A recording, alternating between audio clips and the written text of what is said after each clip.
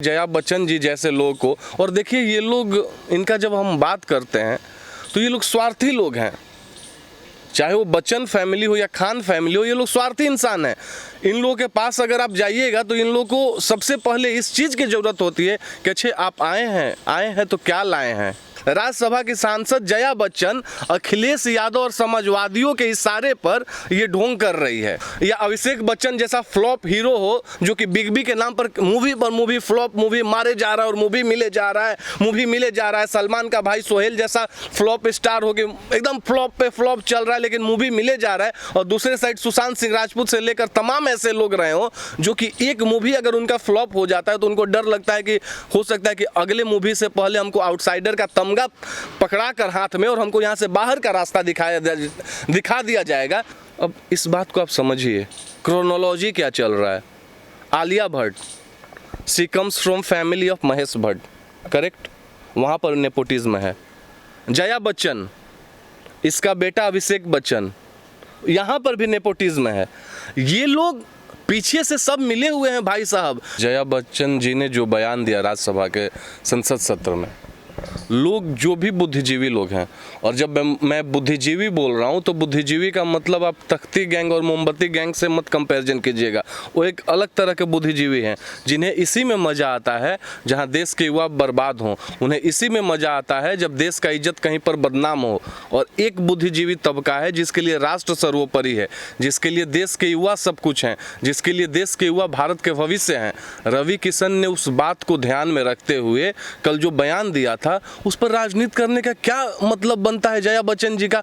आप एक बात बताइए, वो बोलती है कि जिस थाली में खाया उसी थाली में छेद किया। रवि किशन जी के लिए किसी भी तरह का थाली नहीं बना कर दिया है जया बच्चन या अमिताभ बच्चन या कोई भी बच्चन फैमिली या खान फैमिली ने। रवि किशन जी वो इंसान है जिन्होंने अपना थाली खुद से बनाया है।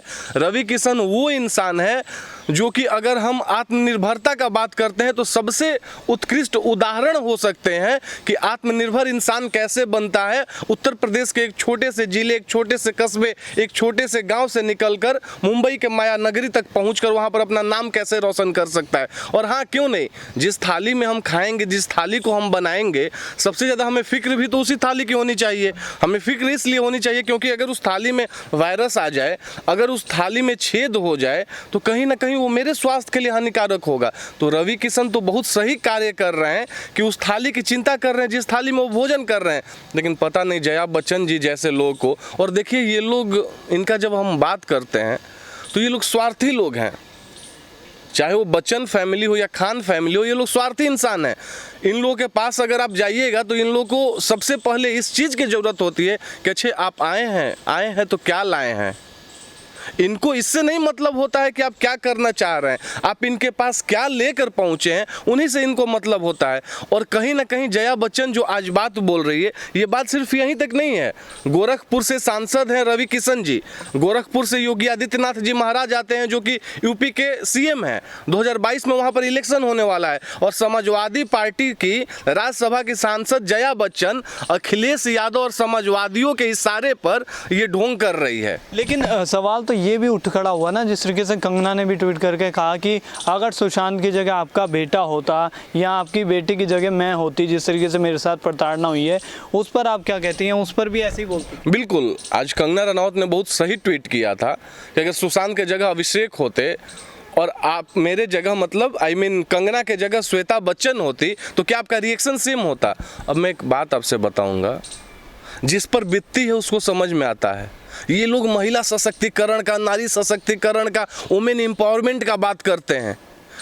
कंगना भी तो नारी है, कंगना भी तो वुमेन है, कंगना भी तो महिला है।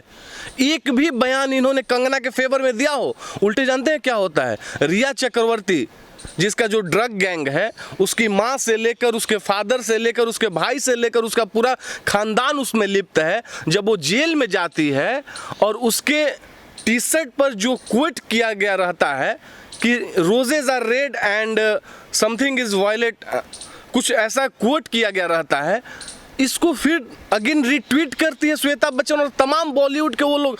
पता नहीं ये लोग किस बीमारी वाले मानसिकता के शिकार हो चुके हैं जहां इन्हें समझ में ही नहीं आ रहा है कि सही क्या है और गलत क्या है।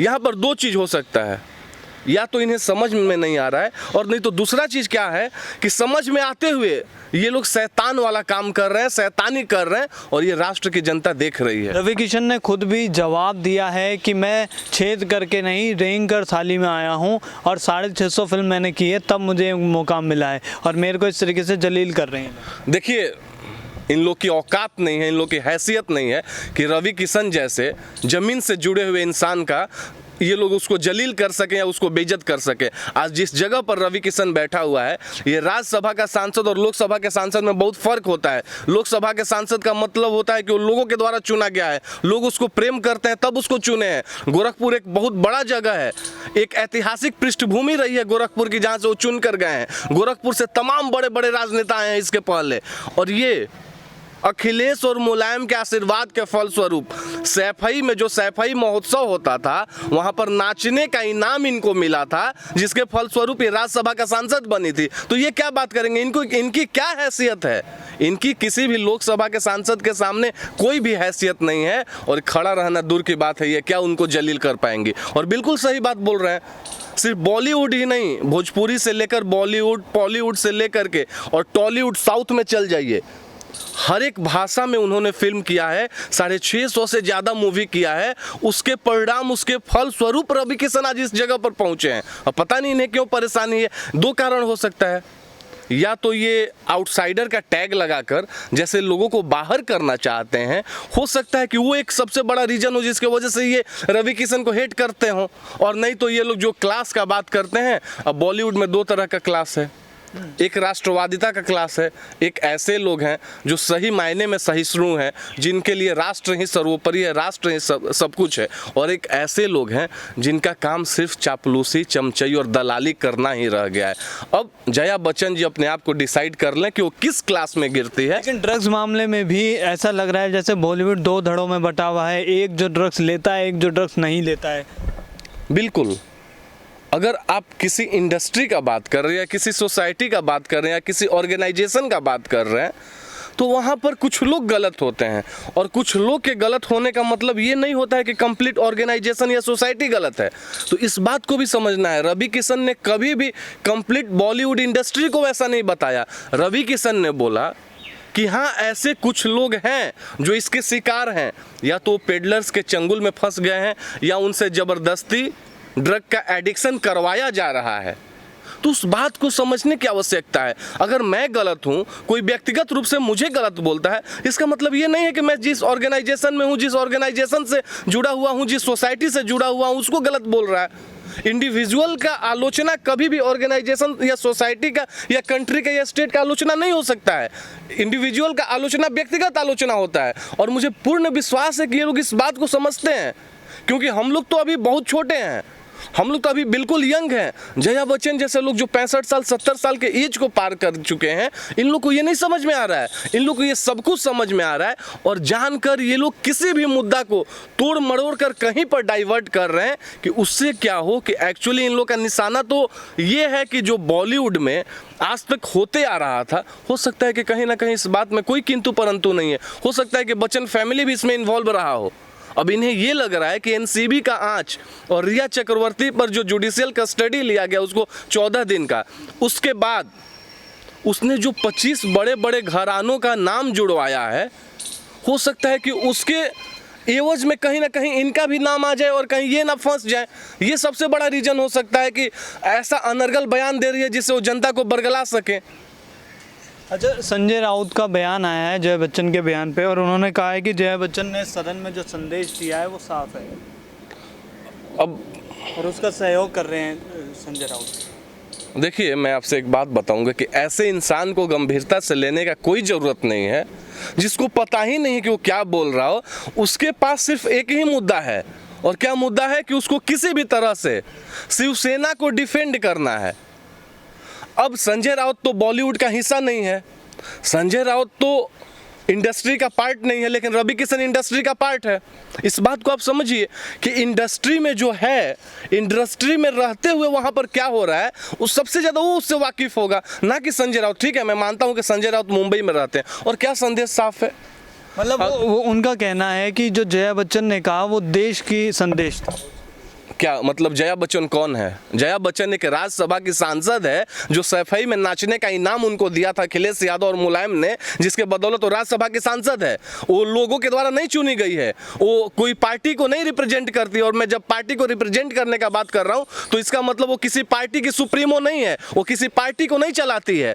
वो ना पब्लिक डोमेन से आई है, ना किसी पार्टी को चलाती है, ना किसी पॉलिटिकल रैलीज में जाती है, ना जब देश से जुड़ा हुआ कोई भी किसी तरह का बात होता है तो वहां पर सामने आती है। ऐसे इंसान को हम देश का संस्था कैसे बना सकते हैं? हो सकता है कि संजय राउत ये बयान देने से पहले मानसिक दिवालियेपन के शिकार हो चुके हों और उसी दिवालियेपन के कारण ये सब अनर्गल बयान दे रहे हैं। मतलब वो कंपैरिजन कर रहे हैं कि इंडस्ट्री से नाम कमाया और इंडस्ट्री को ही गटर बताया, ये कहा जा रहा है। अब मैं आपसे एक बात बता रहा हूँ, मैंने तो आपसे क्लियरली एक बात बोला कि जिस थाली में मैं खाता हूँ अगर उस थाली में कीड़ा पड़ जाए तो क्या मेरा कर्तव्य नहीं बनता है कि उस कीड़ा को मैं वहाँ से हटाऊँ? क्या इंडस्ट्री, काहे का इंडस्ट्री? मेरे पास टैलेंट है, रवि किशन के पास टैलेंट था तो रवि किशन उस इंडस्ट्री में जाकर वहां पर वो मुकाम हासिल किए। संजय राउत ने कोई पैरवी करने गया था क्या उनके लिए? या उद्धव ठाकरे उनके लिए पैरवी किए थे? या जया बच्चन उनके लिए पैरवी की थी? आप अपने टैलेंट के बदौलत दुनिया में कुछ हासिल करें, इसका मतलब स्वयंभू आप हैं। सिर्फ ऊपर जो भगवान है उनका आशीर्वाद होता है और इंसान खुद मेहनत करता है, उसके बदौलत वो कुछ हासिल करता है। इस बात को लोगों को समझना होगा। कोई बता दे रवि किशन का कोई गॉडफादर रहा है? अगर रवि किशन को किसी ने कॉल किया हो, जैसे कि अभी आपने देखा होगा कि चंकी पांडे की बेटी अनन्या पांडे हो या अभिषेक बच्चन जैसा फ्लॉप हीरो हो जो कि बिग बी के नाम पर मूवी फ्लॉप मूवी मारे जा रहा है और मूवी मिले जा रहा है। सलमान का भाई सोहेल जैसा फ्लॉप स्टार हो गया, एकदम फ्लॉप पे फ्लॉप चल रहा है लेकिन मूवी मिले जा रहा है। और दूसरे साइड सुशांत सिंह राजपूत से लेकर तमाम ऐसे लोग रहे हो जो कि एक मूवी अगर उनका फ्लॉप हो जाता है तो उनको डर लगता है कि हो सकता है कि अगले मूवी से पहले हमको आउटसाइडर का तमगा पकड़ा कर हाथ में और हमको यहाँ से बाहर का रास्ता दिखा दिया जाएगा। ये लोग बात करेंगे कि समाज सेवा क्या होता है और समाज कैसे चलता है और संस्था कैसे चलता है। इन लोगों के पास शब्द नहीं होगा जब देश की जनता इनसे पूछने लगेगी। और मैं एक बात आपसे क्लियरली बता दूंगा, इंडस्ट्री का मतलब सोसाइटी होता है और सोसाइटी का मतलब इंडियन पब्लिक होता है। इंडियन पब्लिक से सोसाइटी होता है और सोसाइटी से इंडस्ट्री चल रहा है। जिस दिन पब्लिक इनको दरकिनार करना शुरू कर देंगे उनके पास, उसके बाद इनके पास कोई आवाज़ नहीं रहेगा और इनका स्थिति वो हो जाएगा जो रोड साइड बेगर्स हैं, जो रोड साइड रोमियोज हैं, उनसे भी खराब स्थिति इनका हो जाएगा। सर, जिस सड़क 2 को भी कुछ इस तरीके से ही दिखाया गया और डिसलाइक किया गया क्योंकि साफ पता लग रहा था कि इंडस्ट्री में इस वक्त क्या है। और अगर एक युवा सांसद युवाओं की समस्याओं को उठा रहा है जो कि इंडस्ट्री में एक विकराल रूप ले रही है तो उस पर क्यों इस तरीके की प्रतिक्रिया? देखिए, इस बात को समझने की आवश्यकता है। अब आपने बहुत अच्छा प्रश्न किया सड़क 2 के बारे में चर्चा करके। आप एक चीज़ देखे होंगे, देश की जनता वो है जो जीरो को हीरो बनाती है और हीरो को कैसे जीरो बनाती है उसका जीता जागता उदाहरण सड़क 2 जो फ्लॉप हुआ था, जो डिसलाइक में वर्ल्ड लेवल का एक नया रिकॉर्ड, एक कीर्तिमान स्थापित कर दिया था कि कितने मिलियन लोग उसको डिसलाइक किए। अब इस बात को आप समझिए, क्रोनोलॉजी क्या चल रहा है। Alia Bhatt, she comes from family of Mahesh Bhatt, correct? वहाँ पर नेपोटिज्म है। जया बच्चन, इसका बेटा अभिषेक बच्चन, यहाँ पर भी नेपोटिज्म है। ये लोग पीछे से सब मिले हुए हैं भाई साहब, इनका काम ही है नेपोटिज्म को आगे बढ़ाना। और ये लोग समझ रहे हैं इस बात को कि अगर इशारा सड़क 2 पर हो, अगर इशारा आलिया भट्ट पर हो तो गलत हम है, गंदगी मेरे में है, तो वहाँ से छींटा उड़कर मेरे तक भी पहुँचेगा। और उसी का रिजल्ट है कि आज न कल किसी भी रूप में कोई भी एक बहाना लेकर अपने आप को 2 मिनट के फेम के लिए और हाईलाइट करने के लिए ये लोग ऐसा अनर्गल बयान दे रहे हैं।